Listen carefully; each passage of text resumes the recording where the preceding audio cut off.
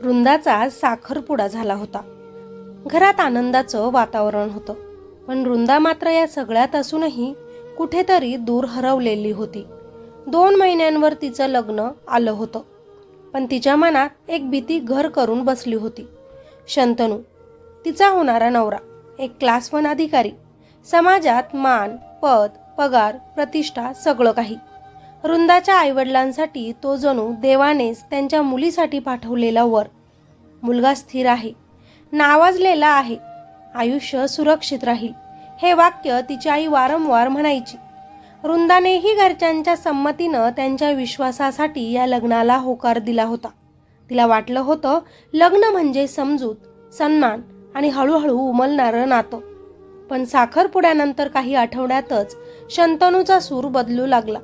सुरुवातीला फोनवरचं बोलणं गोड होतं दोघांचं. दिवस कसा गेला, ऑफिसचा ताण, लग्नाची तयारी, सगळं साधं. पण हळूहळू त्यांच्या बोलण्यात एक वेगळीच मागणी डोकं वर काढू लागली. तो मुद्दाम विषय वळवायचा. लग्नाआधीच जवळीक, स्पर्श, शरीर सुख याबद्दल बोलू लागला. तो तिच्या आवाजातली शांतता, तिच्या श्वासातली घबराट ओळखू लागला, पण तिथेच थांबायला तो तयार नव्हता. वृंदा, आपण लग्नच करणार आहोत ना, तो एकदा म्हणाला. हो, तिने सहज उत्तर दिलं. मग इतका लाजाळूपणा कशाला बोलण्यात? शरीर सुख ही पण गरज असते माणसाची. आता तर आपण एकमेकांचे आहोतच, मग लग्नाआधीच जवळ यायला काय प्रॉब्लेम आहे तुला? त्याच्या त्या वाक्यानं वृंदा हादरली. तिला काहीच शब्द सुचेना. लग्नाआधीच नवरदेवाच्या अशा अपेक्षा तिच्या संस्कारात बसणाऱ्या नव्हत्या.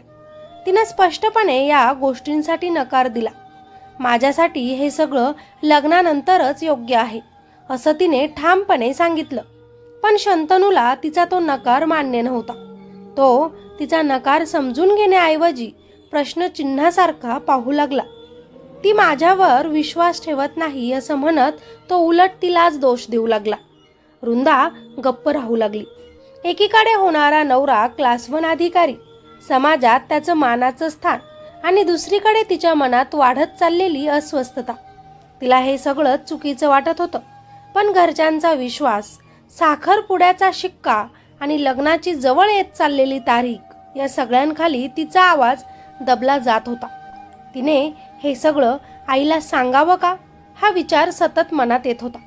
पण लगेचच दुसरा विचार, घरच्यांनी एवढ्या आनंदानं साखरपुडा केला आहे माझा, मी सांगितलं तर सगळं कोसळेल, म्हणून ती शांत होती.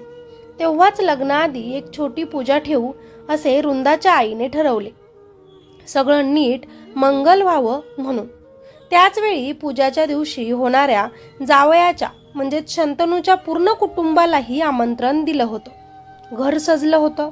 फुलांचे हार, रांगोळी, देवघरात धूप, दिव्याचा मंद सुवास. दोन्हीही कुटुंबांची ओळख वाढत होती, गप्पा रंगत होत्या. सगळं जसं अपेक्षित तसंच चाललं होतं. मात्र वृंदा शंतनूपासून जरा दूरच राहत होती, कारण लग्न आधीचेच त्याचे विचार ऐकून ती अस्वस्थ होती. तेव्हाच दुपारच्या सुमारास शंतनूच्या बहिणीनं सुचवलं, सगळे बाहेर जाऊया, जवळचं देवस्थान बघून येऊ. घरातील मोठे सगळे तयार झाले, पण त्याची बहीण मुद्दामूनच हसत म्हणाली, वृंदा आणि शंतनू दादाला थांबू देत घरी, घर सांभाळतील दोघं. वृंदाच्या घरच्यांना हे थोडं विचित्र वाटलं, पण तोच शंतनूचे घरचे म्हणाले, दोघांना थोडा एकांत मिळावा, एकमेकांना नीट समजून घ्यावं, यासाठी आपण त्यांना एकटंच घरी सोडतोय, काळजी करू नका. थोड्याच वेळात घर शांत झालं. बाहेरचे आवाज दूर गेले आणि घरात फक्त 2च व्यक्ती उरले, वृंदा आणि शंतनू. त्याच वेळी घाबरून वृंदा खिडकी जवळ उभी राहिली. मनात विचारांची गर्दी होती तिच्या. मागच्या काही दिवसात शंतनूच्या मागण्या तिला अस्वस्थ करत होत्या, पण त्याचबरोबर त्याच्याशी झालेल्या संवादातून तिच्या मनात प्रेमाची भावना देखील रुजत गेली होती. तो कधी तिची काळजी घ्यायचा, कधी आवडीनिवडी विचारायचा, कधी भविष्यातल्या गोष्टी बोलायचा. त्या सगळ्यात तिला आपुलकी वाटू लागली होती. त्याचवेळी शंतनू तिच्या जवळ आला. त्याचा आवाज शांत होता. 2च महिने राहिलेत आता आपल्या लग्नाला, तो म्हणाला.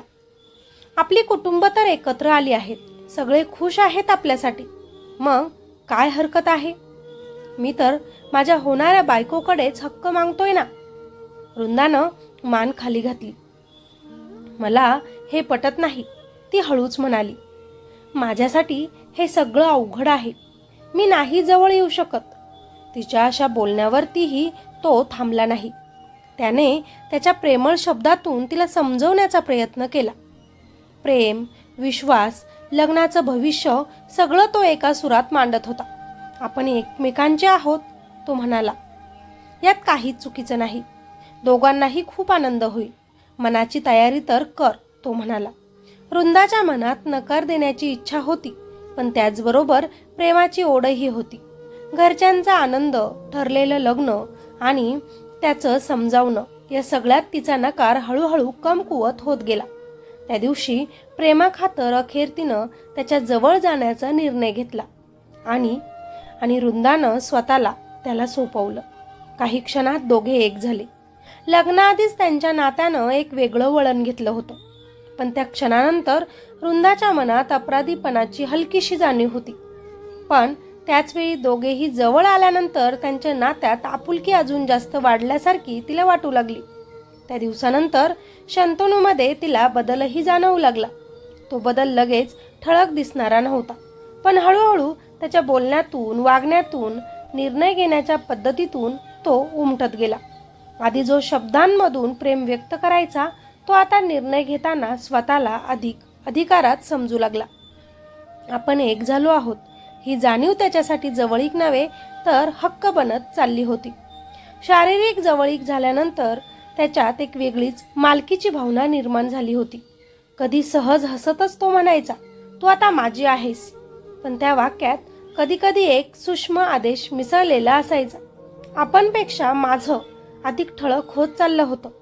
वृंदाला तेव्हा हे सगळं प्रेमाचंच एक रूप वाटत होतं. वृंदा मात्र अजूनही त्याच्यावर पूर्ण विश्वास ठेवून होती. तिची मानसिक गुंतवणूक दिवसेंदिवस वाढत होती. तिच्या मनात त्याच्यासाठी एक सुरक्षित आदर्श प्रतिमा तयार झाली होती. होणारा नवरा, स्थिर नोकरी, समाज मान्यता आणि दोन्हीही घरांची संमती या सगळ्यांनी मिळून तिच्या मनातल्या शंका हळूहळू दडपल्या जात होत्या. आता त्यांच्या नात्याला घरची परवानगी होती, त्यामुळे त्यांना भेटणं अधिक सोपं झालं होतं. लग्नाची खरेदी सुरू झाली होती. दागिने, कपडे, भेटवस्तू. कधी मोठ्या मॉलमध्ये तर कधी कधी जुन्या बाजारात ते एकत्र फिरत असे. दुकानांतून दुकानात फिरताना, भविष्याबद्दल बोलताना, कधी हसत खेळत, कधी गंभीरपणे ते स्वतःलाच लग्नाआधीच संसारात असल्यासारखं समजू लागले होते. पण त्यांच्या या भेटी केवळ खरेदीपुरत्या मर्यादित राहत नव्हत्या. खरेदी करताना कधी उशीर व्हायचा, कधी रस्त्यात थांबावं लागायचं. अशा वेळी शंतनू एखाद्या हॉटेलची खोली बुक करत, कधी प्रवासाच्या निमित्ताने लॉज बुक करत, जिथे दोघेही एकत्र टाइम घालवत. नेहमीसारखा आता एकमेकांच्या जवळ येण्यासाठी वृंदाचा नकार उरला नव्हता. तिला त्या नात्याची सवय झाली होती. तिला वाटायचं, आपण होणाऱ्या नवऱ्याजवळच आहोत, त्याच्याजवळ आपण सुरक्षित आहोत, आपण एक झालो, यात काहीच चुकीचं नाही. आता तिला आनंदही मिळत होता या गोष्टींमधून. केवळ जवळीकचा नव्हे तर आपण याची बायको म्हणून निवडले गेले आहोत या भावनेचा. कारण शंतनू तिच्यासाठी देवासारखा झाला होता, ज्याच्यावरती पूर्ण विश्वास ठेवत होती. त्याच्या शब्दांवर, त्याच्या आश्वासनांवर, त्याच्या भविष्याच्या चित्रांवर. तो जवळ आला की तिला सुरक्षित वाटायचं. त्याची प्रत्येक इच्छा तिला आपुलकीचं रूप वाटायची. तो काळजी घेतोय असं तिला मनापासून वाटत होतं. पण या सगळ्यात एक गोष्ट ती सतत टाळत होती. लग्नाआधीच आपण एक झालो आहोत हे तिनं घरी कधीच सांगितलं नव्हतं.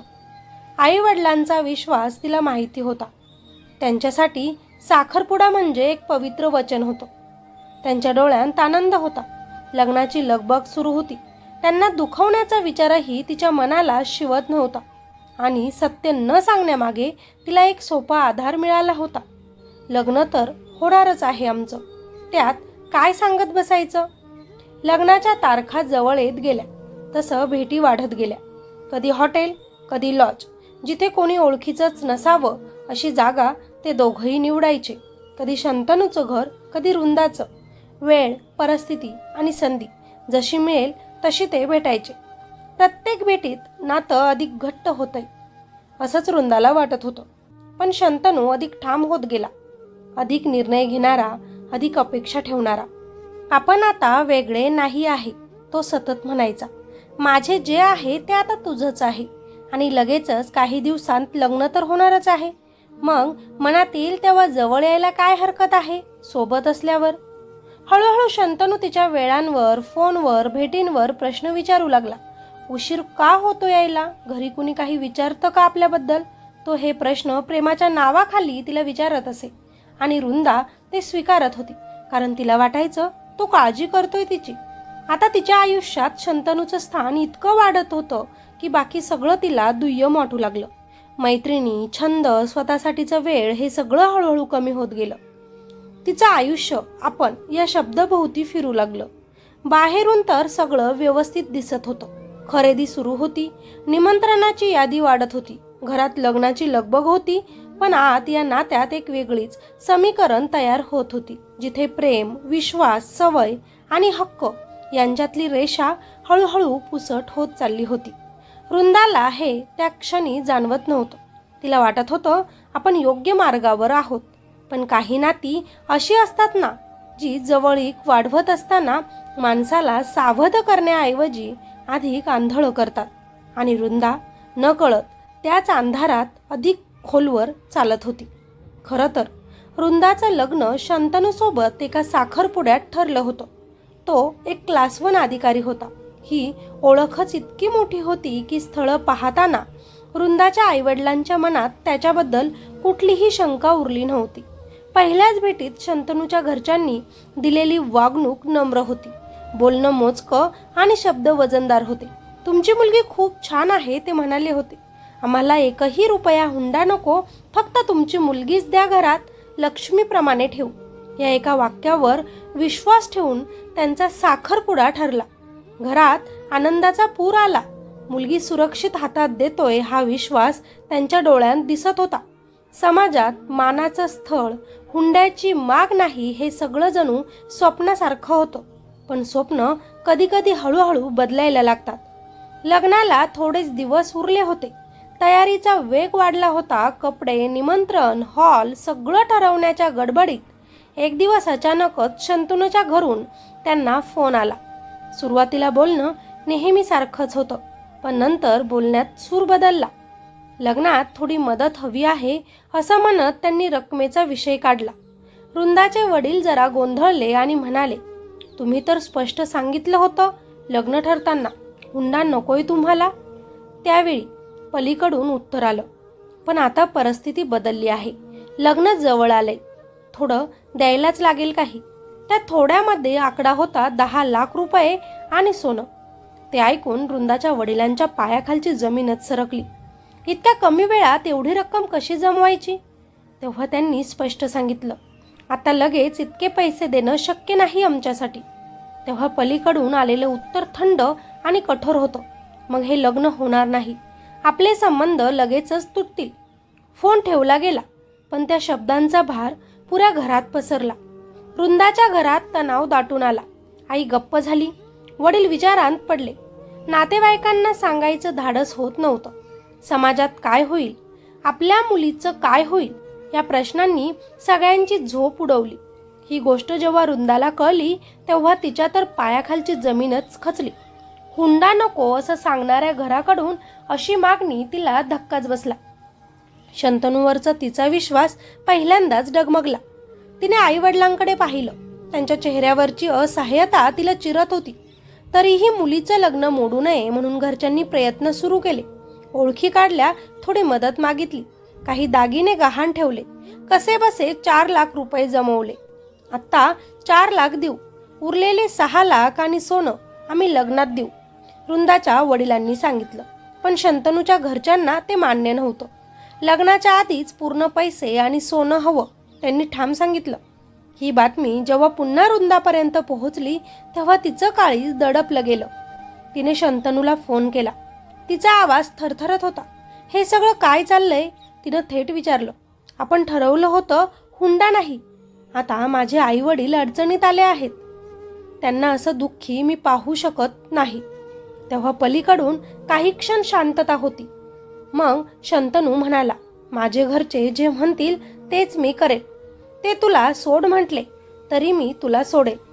त्या एका वाक्याने तिच्या छातीत काहीतरी तुटलं.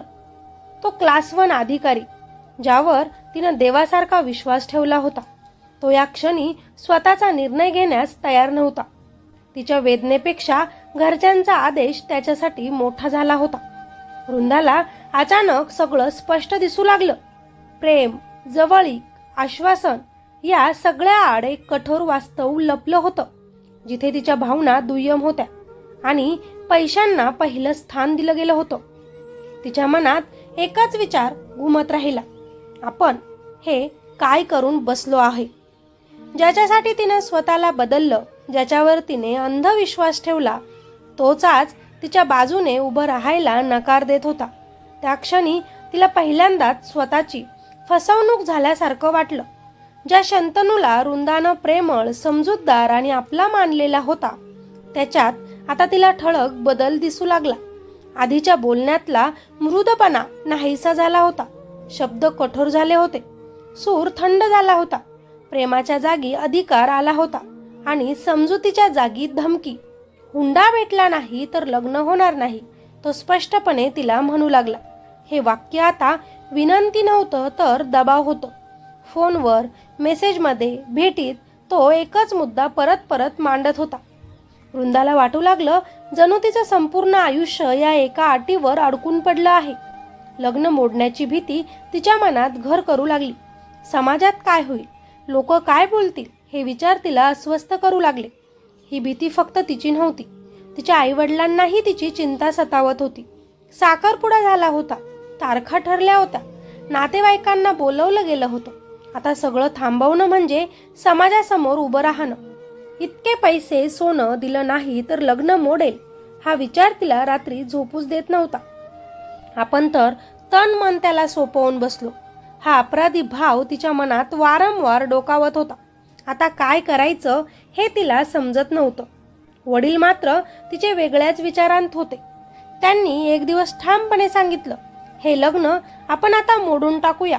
तुला हा एक नाही दुसरा चांगला मुलगा नक्की मिळेल. आपण एवढ्या दबावाखाली जायला नको त्या लोकांच्या. पुढे जाऊन हे लोक तुलाच त्रास देतील हुंडा मागून. आईनेही डोळ्यात पाणी आणून तिलाच आधार दिला. आपण काही चुकीचं केलं नाही, मोडून टाकूया हे लग्न. तुझ्यासाठी याच्यापेक्षा चांगला मुलगा शोधू. पण वृंदाचा जीव मात्र शंतनूत गुंतला होता. आठवणी, आश्वासन, स्वप्न सगळं एकाच चेहऱ्याशी जोडलेलं होतं. लग्न मोडण्याची कल्पनाच तिला सहन होत नव्हती. तिला वाटायचं अजून थोडा वेळ दिला तर सगळं ठीक होईल. पण त्या लोकांचा दबाव वाढतच गेला. एक दिवस तिने सगळी ताकद एकवटली आणि आईवडिलांसमोर बसून तिनं सत्य सांगायचं ठरवलं. आवाज थरथरत होता, पण शब्द थांबवणं तिला आता शक्य नव्हतं. शंतनूने माझ्यासोबत लग्नाआधीच सगळ्या मर्यादा ओलांडल्या आहेत, तिने हळूहळू सांगितलं. त्या वाक्याबरोबरच घरात शांतता दाटून आली. आई वडिलांच्या चेहऱ्यावरचा रंग उतरला. तिने पुढे सांगितलं, जेव्हा जेव्हा आम्ही एकत्र आलो त्याचे व्हिडिओज आणि फोटोज त्याच्याकडे आहेत. आता तो त्याच्याच आधारे मला धमकावतोय, तुमची बदनामी करीन म्हणतोय. आईच्या हातातून ते ऐकून पाण्याचा ग्लास खाली पडला. वडील काही क्षण स्तब्ध झाले. हा धक्काच त्यांच्यासाठी अनपेक्षित होता. त्यांनी कधीच असा विचार केला नव्हता की त्यांच्या मुलीला अशा स्थितीत उभं राहावं लागेल. आईने वृंदाला मिठी मारली. डोळ्यांतून अश्रू ओघळत होते. वडिलांनी डोकं खाली घातलं. त्यांच्या मनात एकच विचार फक्त घुमत होता, आता पुढे काय करायचं. लग्न मोडलं तर आपल्याच मुलीचं आयुष्य बर्बाद होईल. त्या क्षणी घरातला निर्णय बदलला. आता कोणत्याही परिस्थितीत हे लग्न व्हायलाच हवं. आई थरथरत्या आवाजात म्हणाली, नाहीतर आपल्या मुलीची इज्जत जाईल. वडीलही मान हलवून बसले. समाजाचा विचार, नातेवाईकांचा दबाव आणि मुलीचं भविष्य या सगळ्यांखाली त्यांचा निर्णय दबला गेला. आता त्यांनी पुन्हा पैशांची आणि सोन्याची व्यवस्था सुरू केली. कर्ज, ओळखी, दागिने, व्याज मिळेल ते जमवण्याचा प्रयत्न सुरू झाला. प्रत्येक दिवसासोबत त्यांची चिंता वाढत होती, पण तरीही ते एकाच उद्देशाने धावत होते, हे लग्न पार पाडायचं. वृंदा हे सगळं पाहत होती. एका बाजूला तिला दिलासा वाटत होता की लग्न होणार आहे, तर दुसऱ्या बाजूला मनाच्या आत कुठेतरी तुटलेपणाची जाणीव होती. प्रेमाचं रूप बदलून आता ते भीती आणि मजबुरीचं झालं होतं. तिला कळून चुकलं होतं. आता तिच्या आयुष्यातला पुढचा निर्णय तिच्या हातात उरलेला नाही आणि तरीही ती स्वतःलाच समजावत होती. हे सगळं एकदा संपलं की आमचे लग्न झाले की सगळं पुन्हा नीट होईल. ज्या शंतनूला वृंदा काही दिवसांपूर्वीपर्यंत प्रेमळ, समजूतदार आणि आधार देणारा समजत होती, त्याच्यातच आता तिला वेगळाच बदल दिसू लागला. त्याच्या शब्दांतली मृदुता नाहीशी झाली होती.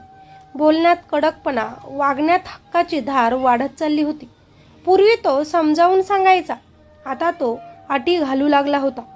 जर हुंडा मिळाला नाही तर आपलं लग्न होणारच नाही, तो ठामपणे तिला म्हणू लागला होता.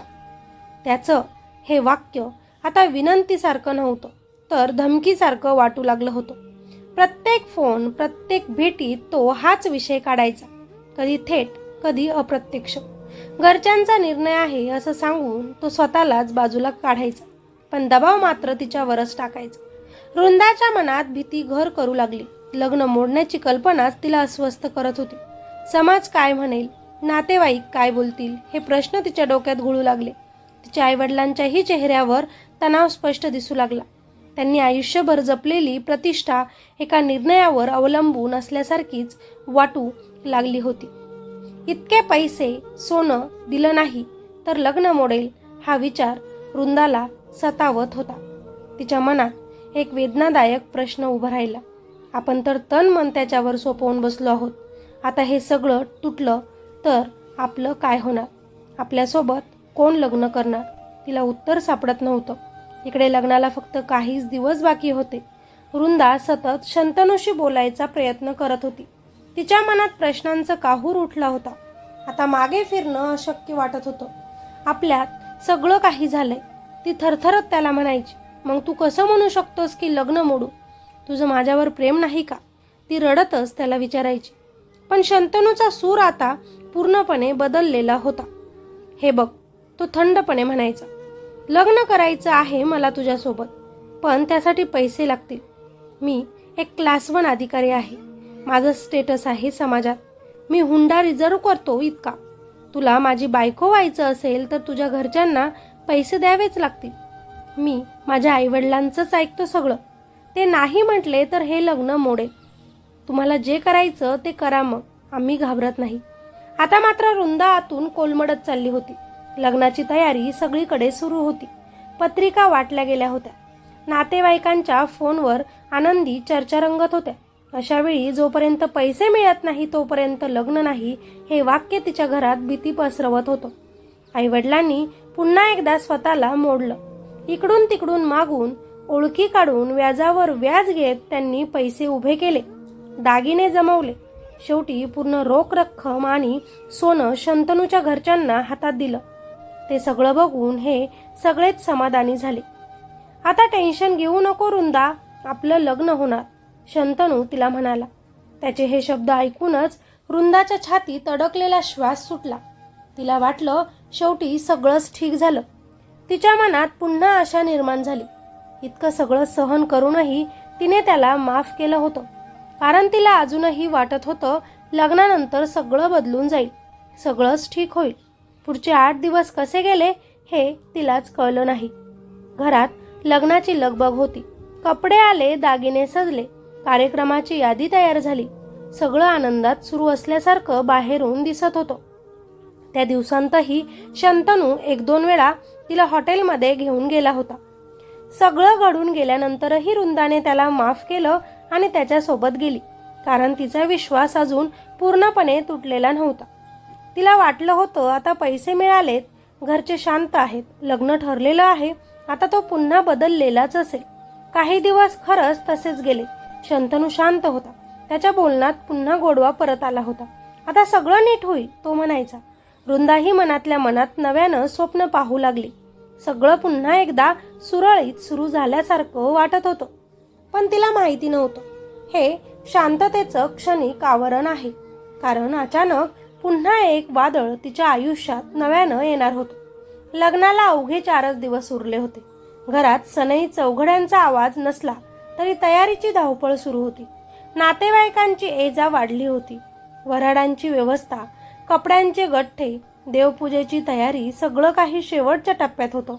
अशातच सकाळी अचानकच वृंदाच्या वडिलांचा फोन वाजला. समोरून आवाज थंड, कोरडा आणि निर्दयी होता. हे लग्न होणार नाही इतकंच सांगून फोन ठेवण्यात आला. क्षणभर वृंदाच्या वडिलांना शब्दच सुचले नाहीत. त्यांनी पुन्हा फोन केला, विनंती केली, हात जोडले. असे करू नका. पत्रिका वाटल्या गेल्या आहेत. समाजात आमचाही मान आहे. मुलीचं आयुष्य उद्ध्वस्त होईल. ते काकुळतीला आले. पण समोरून उत्तर एकच, आमचा निर्णय अंतिम आहे. तुम्हाला जे करायचं ते करा. पोलिसांकडे जा, कोर्टात जा, काहीही करा, पण हे लग्न होणार नाही. ते ऐकून घरात जणू वीज कोसळली. आईच्या हातातून पूजेची थाली खाली पडली. वृंदा एका कोपऱ्यात उभी होती. तिला काहीच ऐकू येत नव्हतं. वडिलांनी हुंड्याचे पैसे आणि दिलेलं सोनं परत मागितलं तेव्हा समोरून उत्तर अजूनच जखमी करणारं होतं. ते काही परत मिळणार नाही. आमच्याकडे काही नाही. काय करायचं ते करून घ्या तुम्ही. त्या क्षणी वृंदाच्या पायाखालची जमीन सरकली.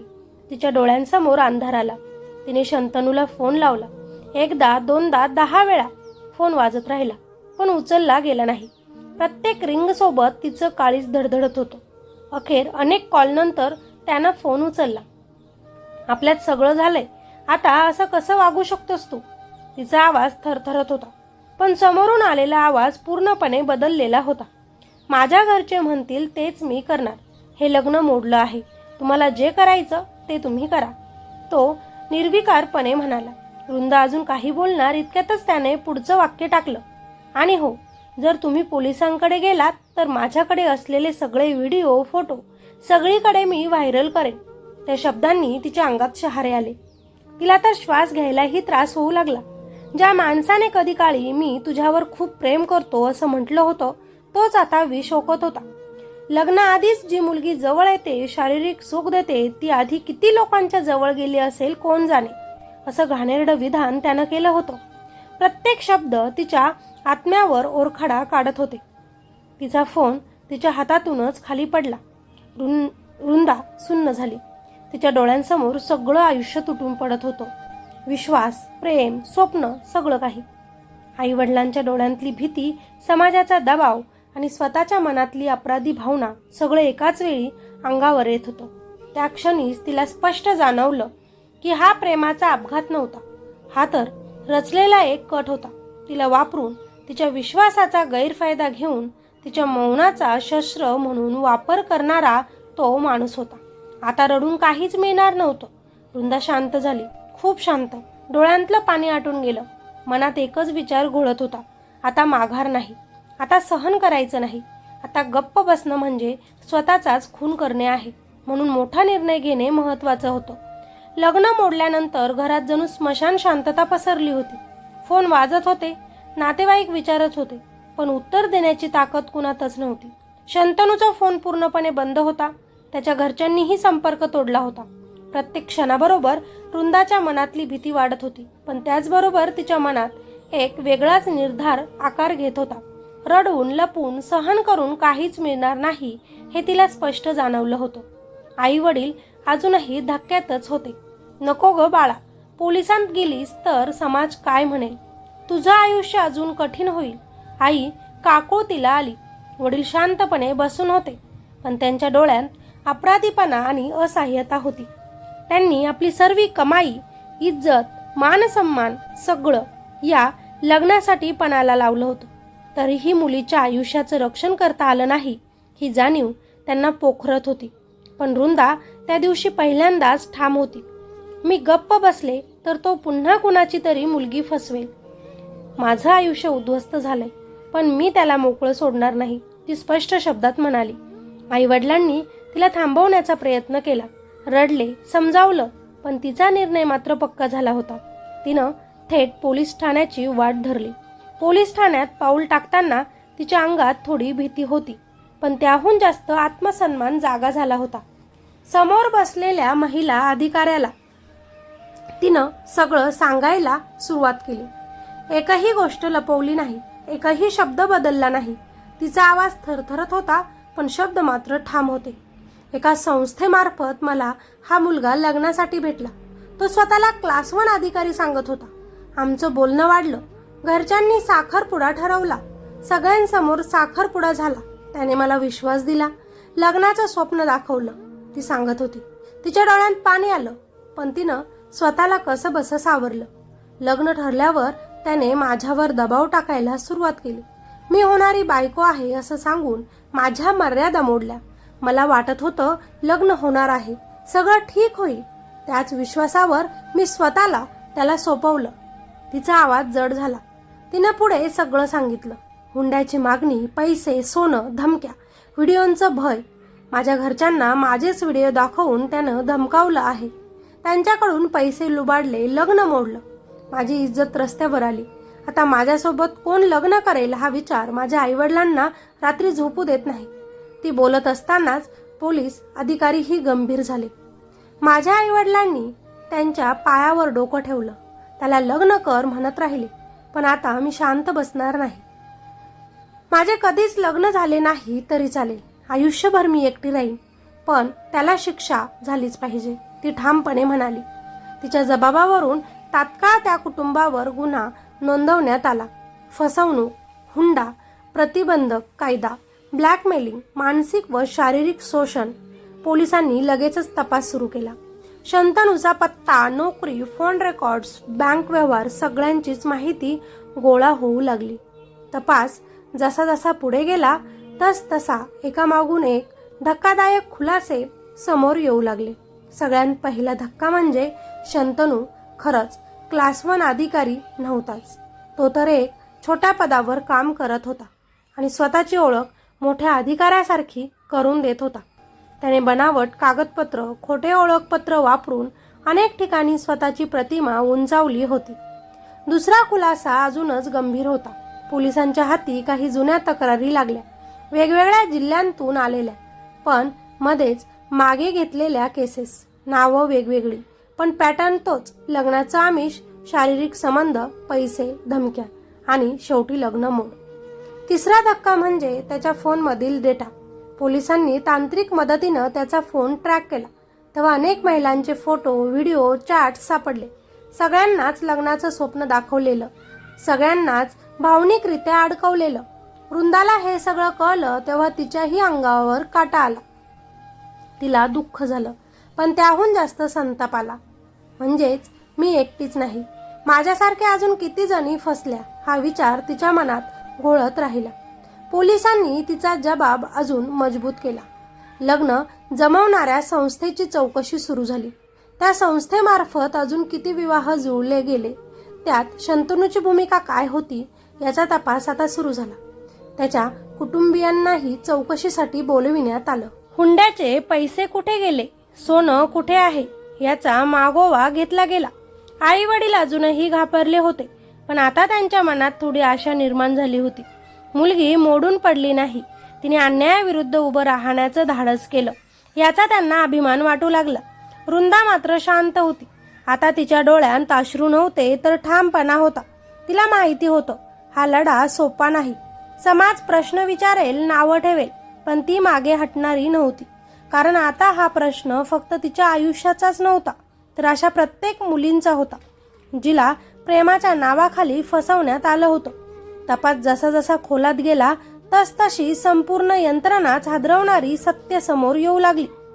पोलिसांना सगळ्यात मोठा धक्का बसला तो म्हणजे ज्या संस्थेमार्फत वृंदा आणि शंतनूचा साखरपुडा ठरला होता, ती संस्था स्वतःच एक मोठी फसवणूक होती. ती कुठलीही सामाजिक किंवा कायदेशीर विवाह संस्था नव्हती. कोणतीही नोंदणी नाही, कोणताही अधिकृत पत्ता नाही. फक्त मध्यमवर्गीय साध्या कुटुंबांना हेरून त्यांच्या स्वप्नांचा फायदा घेणारी एक टोळी होती. ही संस्था मुद्दाम अशा घरांना लक्ष करायची जिथे मुलगी शिकलेली, संस्कारी आणि घरचे थोडेसे भोळे असायचे. हुंडा नकोय, साधं लग्न, मुलगा मोठ्या पदावर आहे अशा गोड बोलांनी ते विश्वास संपादन करायचे. शंतनू हा या सगळ्याच नाटकाचा मुख्य चेहरा होता. तो कधीच क्लास 1 अधिकारी नव्हता. त्याच्याकडे ना तशी चांगली नोकरी होती ना अधिकार, पण बोलण्यात आत्मविश्वास, कपड्यात बनावट थाट आणि खोट्या ओळखीच्या जोरावर तो स्वतःला मोठा अधिकारी असल्याचं भासवायचा. ज्या घरात तो राहत होता ते घरही त्यांचं नव्हतं. पोलीस जेव्हा तिथे पोहोचले तेव्हा कळालं की ते घर काही महिन्यांसाठी त्यांनी भाड्यानं घेतलं होतं. आतमध्ये ठेवलेली फर्निचर, भिंतीवर लावलेले फोटो, सगळी रचना ही फक्त एक सेटअप होती. जणू एखाद्या नाटकाचं सेट. गाडी, प्रतिष्ठा, नोकरी सगळंच खोटं. ही टोळी आधी साखरपुडा ठरवायची, घरच्यांचा पूर्ण विश्वास जिंकायची, नंतर मुलीवर भावनिक दबाव टाकायचा. आपण लवकरच नवरा बायको होणार आहोत ह्या वाक्याआड तिच्या मर्यादा मोडायच्या. एकदा की मुलगी मानसिक आणि भावनिकरित्या गुंतली की तिचे फोटो, व्हिडिओ जमा करायचे आणि मग सुरू व्हायचं खरं शोषण, धमक्या, पैसे, हुंडा आणि शेवटी लग्न मोडून टाकणं आणि तिथून बेपत्ता होणं. याआधीही त्यांनी असेच अनेक मुलींना फसवलं होतं. वेगवेगळ्या शहरात, वेगवेगळ्या नावांनी, वेगवेगळ्या संस्थांच्या आडून. पण कुणीही आवाज उठवला नव्हता. समाजाची भीती, बदनामीची धास्ती, इज्जत जाईल हा विचार या सगळ्यांमुळे सगळ्याच फसलेल्या मुली गप्प बसलेल्या होत्या. पण वृंदा मात्र गप्प बसली नाही. तिने तक्रार केल्यानंतर त्या टोळीला कळून चुकलं होतं की आता हे प्रकरण गंभीर आहे. त्यामुळे शंतनू आणि त्याच्यासोबतचे लोक अचानकच तिथून बेपत्ता झाले. संस्था बंद, फोन बंद, पत्ते बदलले. काही काळ पोलिसांनाही त्यांचा माग काढता आला नाही. अनेकांना वाटलं की हे सगळं इथेच थांबेल, दोषी सुटतील आणि पुन्हा कुठेतरी दुसऱ्या नावाने हेच सुरू करतील.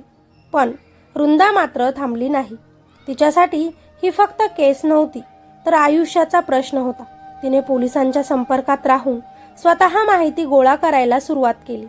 जुने रेकॉर्ड्स, सोशल मीडिया, ओळखी, सगळ्या शक्य मार्गांनी ती त्या टोळीचा माग घेत राहिली. 6 महिने गेले. अनेक वेळा निराशा आली, पण तिने मात्र हार मानली नाही. आणि अखेर एक धागा तिला सापडला. एका दुसऱ्या शहरात वेगळ्याच नावाने पुन्हा एक विवाह संस्था सुरू झाल्याची माहिती तिला मिळाली. पॅटर्न तोच होता, वर्णन ओळखीचंच वाटत होतं. तिने ही माहिती थेट पोलिसांना दिली. यावेळी पोलिसांनी कसून सापळा रचला आणि शेवटी शंतनू त्यांच्या हाती लागला. फक्त शंतनूच नाही तर त्याचं संपूर्ण कुटुंब आणि टोळीतील इतर सदस्यही एकामागून एक पोलिसांना सापडले. चौकशीत धक्कादायक सत्य बाहेर आलं. एक नाही, दोन नाही, तर अनेक मुलींची फसवणूक त्यांनी केली होती. सगळ्यांच्या कहाण्या वेगवेगळ्या होत्या, पण वेदना मात्र सारख्याच होत्या. केस न्यायालयात गेली. पुरावे भक्कम होते. बँक व्यवहार, व्हिडिओ, बनावट कागदपत्र, इतर पीडित मुलींचे जबाब. न्यायालयाने या प्रकरणाची गंभीर दखल घेतली. शेवटी शंतनू आणि त्याच्या टोळीला जन्मठेपेची शिक्षा सुनावण्यात आली. तो दिवस वृंदासाठी विजयाचा होता, पण आनंदाचा नव्हता. न्याय मिळाला होता, पण आयुष्य जसं होतं तसं राहिलं नव्हतं. तिच्या आईवडिलांना हरवलेले पैसे आणि सोनं परत मिळालं. आर्थिक नुकसान भरून निघालं, पण मनावरचे ओरखडे, समाजातली नजर, त्या प्रश्नांची उत्तरे मात्र सोपी नव्हती. वृंदाने शंतनूवर मनापासून प्रेम केलं होतं. तिची चुकी इतकीच झाली होती की तिनं लग्नाआधीच त्याच्यावर पूर्ण विश्वास ठेवला आणि इथेच ती फसली. पण लग्न मोडल्यानंतर तिने जे धाडस दाखवलं त्याने तिच्या आईवडिलांना आधार मिळाला. आपली मुलगी कमजोर नाही ही जाणीव त्यांना दिलासा देणारा होती. वृंदाने एक मोठा निर्णय घेतला. तिने लग्न न करण्याचा निर्णय घेतला. भीतीने नाही तर आत्मसन्मानाने. तिनं स्वतःचंच आयुष्य नव्यानं उभं करण्याचं ठरवलं. काही काळानंतर तिनं स्वतःचीच एक संस्था सुरू केली. या संस्थेचा उद्देश स्पष्ट होता. लग्नाच्या नावाखाली होणाऱ्या फसवणुकीविरोधात जनजागृती. तिनं स्वतःचे अनुभव खुलेपणाने सांगितले. अनेक मुलींना सल्ला दिला, कायदेशीर मदत मिळवून दिली आणि सगळ्यात महत्त्वाचं म्हणजे गप्प बसू नका हे शिकवलं. तिच्या संस्थेमुळे अनेक मुलींचं आयुष्य वाचलं. कुणी वेळेत सावध झालं, कुणी अन्यायाविरुद्ध उभं राहिलं. वृंदासाठी हाच खरा विजय होता. आज ती मागे वळून पाहते तेव्हा वेदना अजूनही आहेत, पण त्याहून मोठा अभिमान आहे. आपण हार मानली नाही याचा. वृंदा ती हारली नाही, ती उभी राहिली आणि इतरांसाठी प्रकाश बनली. मित्र आणि मैत्रिणींनो, कधी कधी आयुष्य आपल्याला असा धडा शिकवतं जो कोणत्याही पुस्तकात नसतो. विश्वास ठेवणं गुन्हा ठरतं आणि प्रेम करणं अपराध बनतं. कधी कधी प्रेमही फसवणूक ठरू शकते. विश्वास ठेवणं गुन्हा ठरतं. हक्क मागणं भयानक बनतं. समाजाच्या डोळ्यात इज्जत गेली की राहिली हे महत्त्वाचं नाही. महत्त्वाचं ते आहे आपण उभं राहतो की नाही. वृंदा हरली नाही. तिनं भीतीला हरवून सत्यासाठी आवाज उठवला. एका मुलीचा धाडस कितीतरी आयुष्य वाचवू शकतो. त्यामुळे या गोष्टीतून फक्त एकच शिकायचं, गप्प बसणं महत्त्वाचं नाही. स्वतःसाठी उभं राहून लढून स्वतःसाठी न्याय मिळवणं हीच खरी शक्ती आहे. बाकी लग्नाअगोदरच आपल्या मर्यादा प्रेमाच्या आहारी जाऊन ओलांडणे बरोबर आहे की चूक? या स्टोरीमध्ये चूक नक्की कुणाची आहे? खाली कॉमेंटमध्ये नक्कीच आपल्या प्रतिक्रिया लिहायचं विसरू नका. ही घटना सत्य घटनेवर आधारित आहे, पण पूर्णपणे आपल्या शब्दांमध्येच ती मांडली आहे. त्यामुळे कुणीही कॉपी करू नका. चला, ही स्टोरी आवडली असेल, काही शिकायला मिळालं असेल तर नक्कीच आपल्या कथेला लाईक नक्की करा आणि चॅनलवर नवीन असाल तर सबस्क्राईब करायचं अजिबात विसरू नका. भेटूया अशाच एका नवीन स्टोरीमध्ये. तोपर्यंत स्वतःची काळजी घ्या आणि आपल्या स्टोरी ऐकत रहा. धन्यवाद.